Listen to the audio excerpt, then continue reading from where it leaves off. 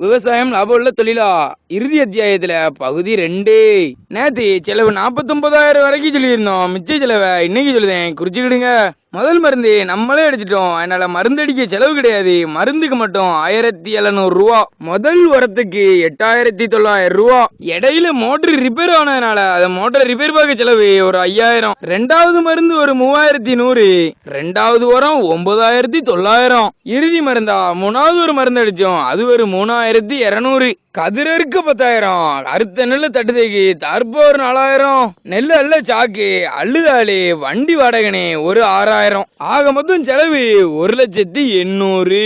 லாபம் 25,200 ரூபா. அதனால விவசாயம் லாபம் உள்ள தொழில் தான். ஆனா இதுல நாத்து போனது நம்ம, வரப்போட்டுனது நம்ம, மோட்டர் ரிப்பேர் ஆனதுல தூக்குனது இறக்குனது நம்ம, அது போக மருந்து அடிச்சது நம்ம, சூத்துக்கார அறுத்தது நம்ம தான். நம்ம பார்த்த வேலைக்கெல்லாம் சம்பளமே போடல. நம்ம நாத்து பவுனில இருந்து அறுப்பருக்கு வரைக்கும் மொத்தம் 150 நாள். இப்ப நம்மளுக்கு கிடைச்ச லாபத்துல இருந்து அந்த 150 நாளையும் வகுத்தோம்னா ஒரு நாளைக்கு நம்மளுக்கு 168 ரூபா சம்பளம். ஏன் விவசாயம் குறைஞ்சுக்கிட்டே வருதுன்னு இப்ப புரியுதா?